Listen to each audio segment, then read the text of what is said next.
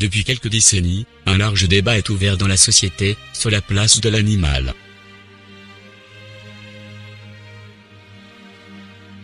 Car, l'homme a édicté une loi morale humanitaire, imposant le respect de la vie de ses congénères, êtres vivants. Tu ne tueras point.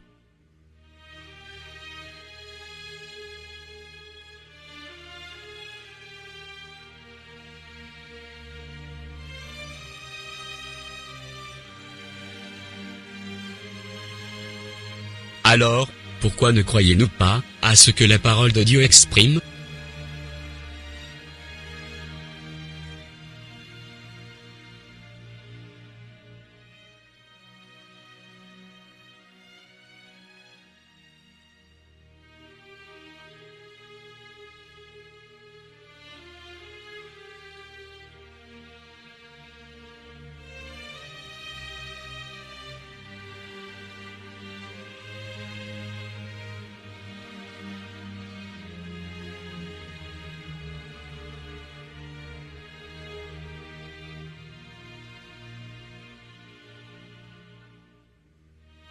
Le plan originel de Dieu, concernant l'alimentation des êtres vivants, comportait un régime alimentaire végétal.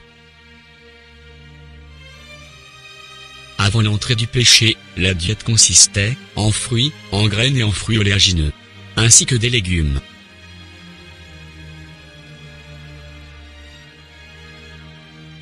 Jusque-là, on ne dit pas un mot au sujet de la chair des animaux. Et après le péché, le régime alimentaire des êtres change.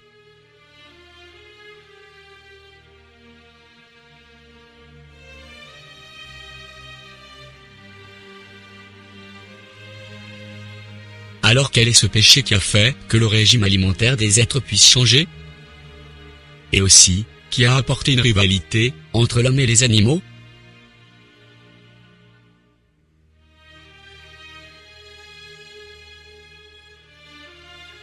Ce péché a détruit l'humanité. Alors quel est ce péché?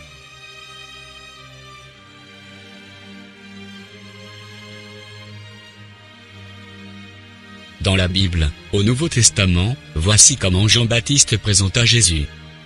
Jean chapitre 1, verset 29.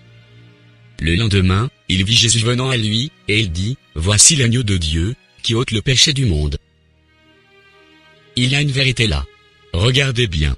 Le mot péché est au singulier. Alors, Jean-Baptiste connaissait qu'il y avait un seul péché dont le Christ devait ôter.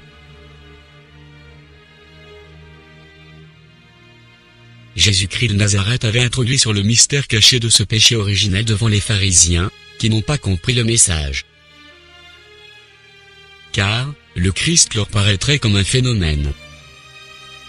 Voici comment la scène se déroulait.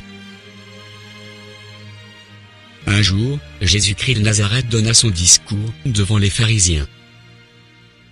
Jean, chapitre 8, verset 44.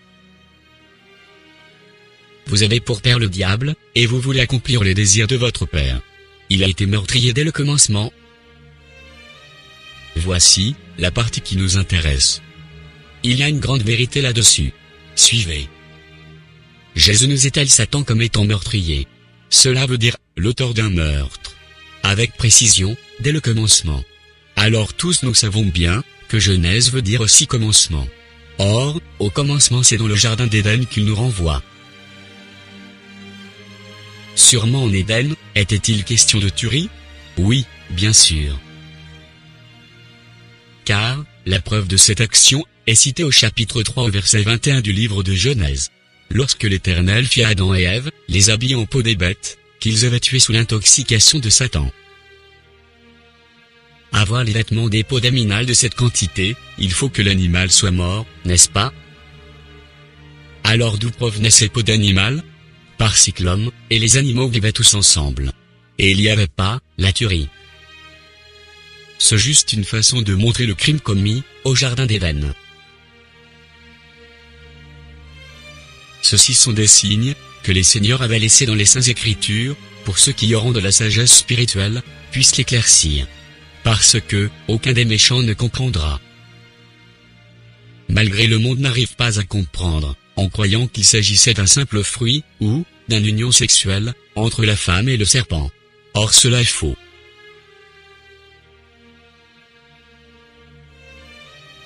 Le péché commis en Éden était la tuerie. Adam et Ève avaient tué un animal, bien éclairci par le prophète Jérémie qu'il s'agissait d'un agneau. Jérémie, chapitre 11, verset 19. J'étais comme un agneau, familier qu'on mène à la boucherie, et j'ignorais les mauvais desseins qu'il méditait contre moi. Détruisons l'arbre avec son fruit. Retranchons-les de la terre des vivants, et qu'on ne se souvienne plus de son nom. Alors voilà le mystère de l'arbre de connaissance du bien et du mal, qu'il s'agissait simplement des êtres que l'homme avait détruits en Éden. À cause de cette action méchante commise par l'homme, qui a fait naître une rivalité entre l'homme et les animaux.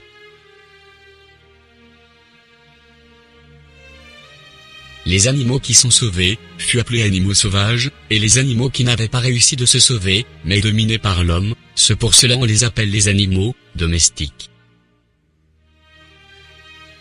Imaginez cette intuition qui existe chez tous les animaux, même qui vient de naître, alors qu'il leur apprend que l'homme est dangereux. La tuerie a détruit l'humanité dès le commencement. C'est ça, le péché originel. Si vous attendez un ange provenant du ciel pour l'expliquer, désolé. Car Dieu a déjà parlé sur la terre à travers son messager.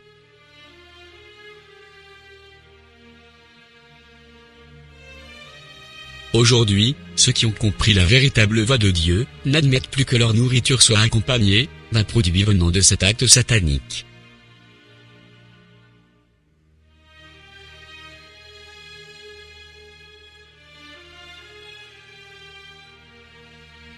Alors, le plan de Dieu pour notre salut est d'inclure la restauration et la restitution de toutes les choses qui ont été perdues, quand Adam et Ève ont invité Satan à prendre le pouvoir à la place de Dieu.